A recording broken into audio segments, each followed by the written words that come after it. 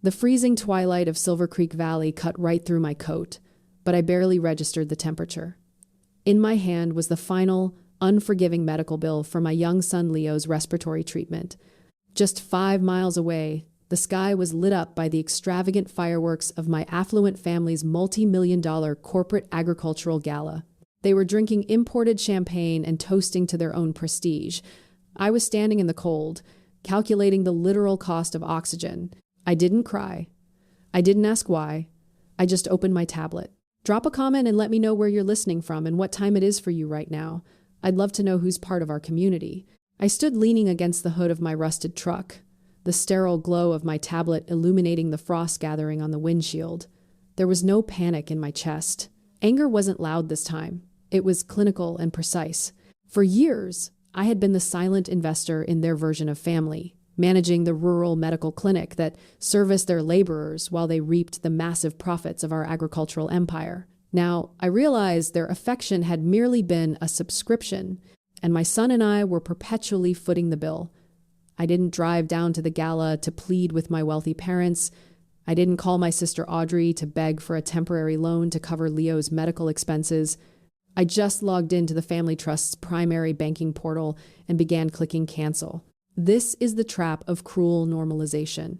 When financial and emotional exploitation becomes your daily baseline, you stop recognizing it as abuse and start logging it as routine operational costs. You convince yourself that their lack of empathy is just a quirk of their success, that if you just produce enough value and stay quiet, the debt will eventually be cleared. You learn to absorb the deficit, shrinking your own overhead to survive. You normalize the fact that they demand premium returns while offering zero investment. But a deficit is still a deficit, and looking at the medical invoice in my hand, I knew my personal ledger was bleeding out. My fingers moved over the screen with absolute, unyielding precision. First, I froze the joint credit lines tied to the agricultural equipment maintenance account, a massive account I had been personally managing and funding through my own modest salary for years. Next, I revoked their administrative authorizations to the regional medical supply vendor, a vendor that had been quietly subsidizing their corporate healthcare write-offs because of my professional medical credentials. I methodically disconnected every digital bridge that linked my labor to their luxury. By the time the final firework faded over the valley, I had effectively severed their liquid access to over $150,000 in shared operational capital. I didn't feel a shred of remorse. They weren't going to be shocked by their own greed. They were going to be shocked that I had stopped playing along. This wasn't revenge. It was basic accounting. I closed the tablet, the cold metal biting into my skin, and got back into my truck. The freezing temperature outside was nothing compared to the absolute zero I felt inside. To understand the sheer bankruptcy of this family dynamic, you have to look closely at the historical ledger of my life. I was 28 years old, a rural nurse practitioner, and a single mother. My parents were wealthy agribusiness titans, entirely obsessed with their status and regional dominance. My older sister, Audrey, was their golden child, a 29-year-old marketing director whose corporate campaigns were funded by generational wealth.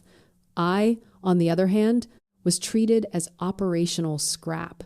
For decades, my labor was entirely invisible to them. I single-handedly managed the estate's medical emergencies, treating farmhands in the middle of the night to save my parents from liability claims. I quietly paid off clinic equipment taxes to keep the valley's health infrastructure functional. This is the invisible chain of the survivor. You become so incredibly efficient at carrying the weight of their toxicity that they feel completely entitled to load you with more. You convince yourself that your unrewarded loyalty is a virtue, a shield that will eventually protect you when you need it most. You operate under the delusion that your resilience will one day be recognized as an invaluable asset to the family.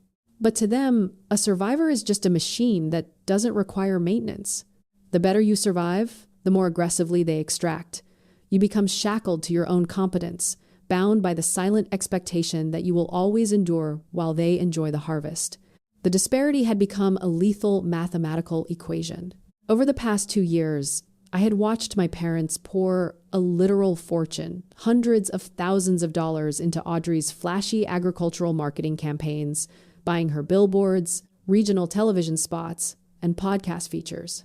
At the exact same time, my son Leo's medical supplies were critically dwindling.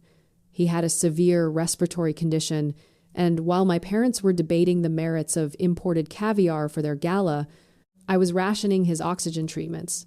They knew about his condition. They knew about the collapsing community clinic. They just categorized us as a low-priority liability.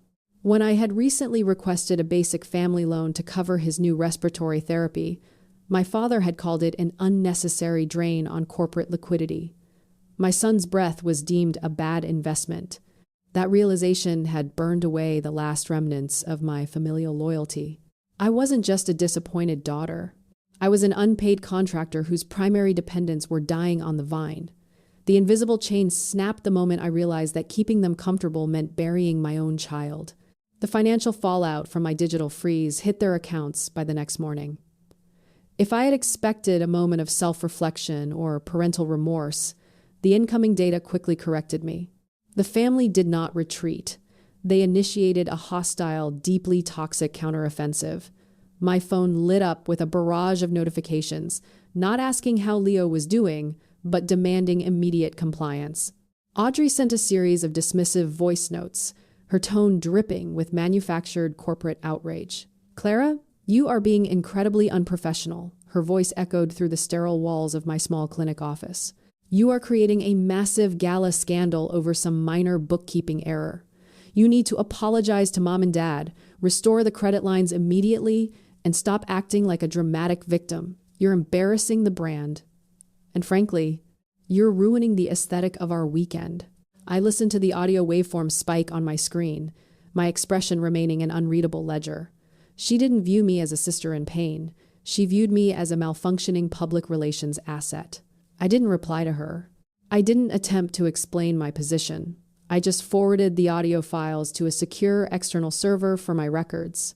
By afternoon, my parents executed their own digital retaliation. Desperate to project unbothered superiority and mock my rural reality, they publicly posted a series of aggressively curated photos on their social media profiles. They had apparently taken a private car to a luxury vineyard resort in the Napa Valley to recover from the stress of the gala. The photos showed them clinking crystal glasses of expensive wine on a sun-drenched terrace wrapped in designer resort wear. The caption was a masterclass in toxic deflection, escaping the freezing misery of Silver Creek Valley. Some people choose to suffer in the cold. We choose to thrive in the sun. Cheers to earning your own warmth. It was a calculated, surgical strike, aimed directly at my current reality, freezing in an underfunded clinic while my son struggled to breathe. But arrogance inevitably breeds severe operational errors. They thought they were projecting absolute power, but they were actually documenting their lavish, excessive spending during a period of supposed financial restriction. I didn't type out an angry comment. I didn't engage in a digital war of words. I rubbed my eyes, and instead of summoning regret, I found only crystal clear resolve. They were handing me the exact financial timeline I needed. Their retaliation was proceeding exactly according to my metrics, and they had just provided me with time-stamped evidence of their misplaced priorities. The following morning, I walked into the downtown office of Dr. Allister, the region's most seasoned agricultural and trust attorney, who also served as the primary estate executor. His office was lined with dark wood paneling, leather-bound ledgers, and historical land deeds, smelling of old paper and strict legalities. I didn't sit down to vent my feelings or cry about my family's betrayal. I simply handed him my laptop and a thick stack of printed financial logs. Dr. Allister had been the silent legal architect of the valley for decades. As he reviewed the documents, I saw the silent regret of the guardian in his eyes.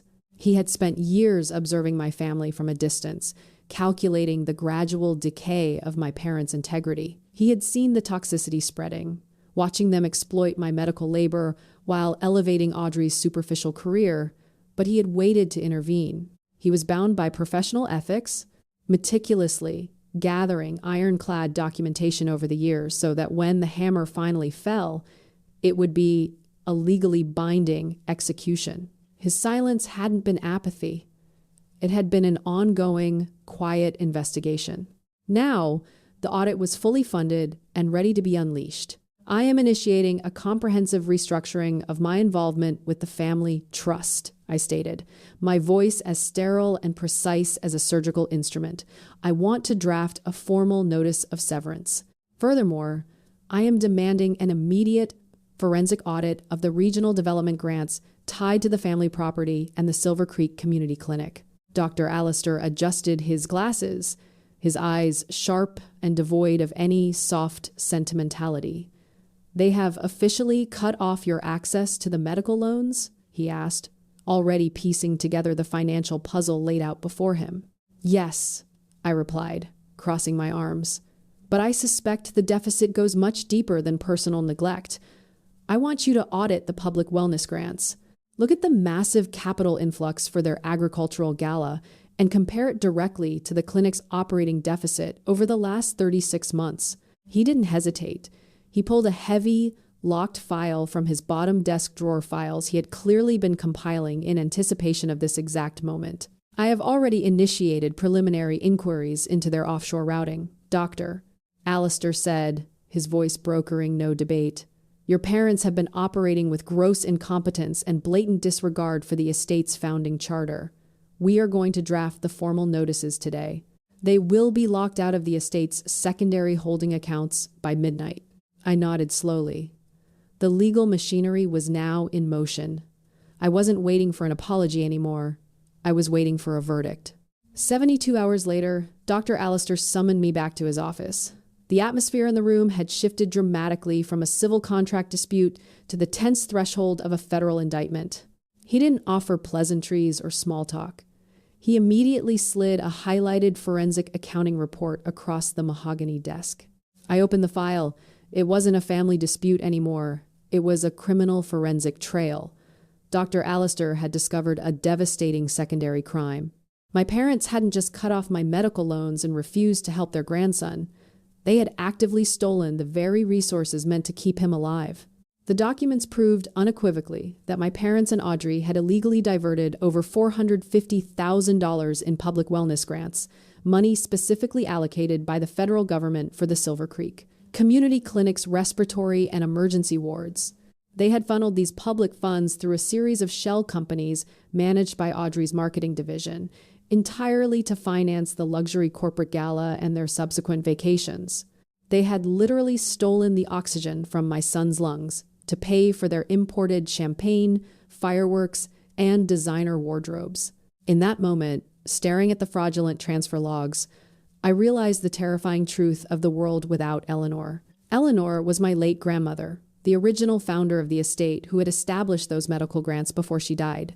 Without her initial legal safeguards, the specific ironclad auditing clauses she had buried deep in the trust documents, this embezzlement would have remained forever hidden under the floorboards of their prestige. Without Eleanor's foresight, I would have spent the rest of my life acting as their personal line of credit, watching my son deteriorate, completely unaware that our survival funds had been stolen to finance their ego. They would have consumed my entire future to fuel their social status, and the community clinic would have quietly collapsed. My breath hitched for a fraction of a second, but my mind remained perfectly cold. I looked at the signatures on the fraudulent transfers. My father, my mother, Audrey. They had turned a civil family conflict into felony criminal fraud. They didn't just steal money, I stated, my voice echoing coldly in the quiet room. They weaponized public health. They financed a party with the community's survival. Yes, Dr. Allister agreed, his eyes burning with a clinical righteous fire. This is embezzlement of federal funds. The authorities have already been notified. We are going to bankrupt them. Legally, socially, and permanently. I closed the folder. The criminal twist had been exposed, and the calculations were finally complete. The execution of absolute judgment was swift and merciless. Stripped of their liquidity and facing imminent foreclosure after federal authorities froze their accounts, my parents and Audrey stormed into the lobby of my rural clinic. They were no longer projecting the aura of untouchable titans. They looked frantic, their designer clothes wrinkled, their arrogance replaced by sheer, unadulterated panic. "Clara, you have to stop this!" my mother shrieked, slamming her hands on the reception desk. "The feds are auditing the estate and freezing all our assets. You have to tell them it was a misunderstanding." Audrey stood behind her, weeping openly, realizing her marketing career and social standing had evaporated overnight. I didn't raise my voice. I didn't offer a single drop of sympathy. I simply walked out from behind the counter and handed them the official legal folders provided by Dr. Allister. "These are your official notices of immediate removal from the family trust and eviction from the estate," I stated, my tone unyielding. "The federal subpoenas you received this morning were just the beginning. You committed federal fraud. You stole from a medical clinic to fund a party. Family is an investment of mutual trust, and your account is permanently closed." They stared at the documents, the illusion of their power brutally exposed. Stripped of their stolen capital, they possessed zero intrinsic value. 1 year later, the landscape of Silver Creek Valley had completely transformed. My parents and Audrey had been convicted of felony embezzlement. They were currently serving their sentences in a federal correctional facility, entirely stripped of their wealth and status. Meanwhile, I stood in the fully restored and fully funded clinic, now operating under the newly established Eleanor Foundation. We were providing free respiratory care to the entire rural community, and Leo was thriving, his health fully stabilized. This is the justice of the sower. True justice isn't merely about burning down the empires of those who abused you. It is about taking the scorched earth they left behind and planting something resilient in its place. My parents' legacy was one of extraction, theft, and shallow prestige. My retaliation wasn't just their incarceration. It was the total erasure of their toxic influence by building a legacy of cultivation, healing, and life. I took the capital they used to destroy and turned it into the very thing that heals. I've come to realize that forgiveness isn't always for the other person. Sometimes it's the only way to set yourself free. But forgiveness does not mean reconciliation. It means accepting that the debt is canceled and walking away without looking back. To those of you who always feel like you're living on the edge, walking on eggshells around people who are supposed to love you, I see you. You are not a burden. You are not a charity case. You are a silent investor in a relationship that refuses to pay dividends. Stop funding your own abuse. The people who demand your silence to maintain their comfort do not deserve your loyalty. You have the right to close the account, cut the toxic ties, and build your own empire. Have you ever had to walk away from toxic family to protect your own peace? Drop a comment below and share your story. And don't forget to subscribe for more deep dives into justice and resilience.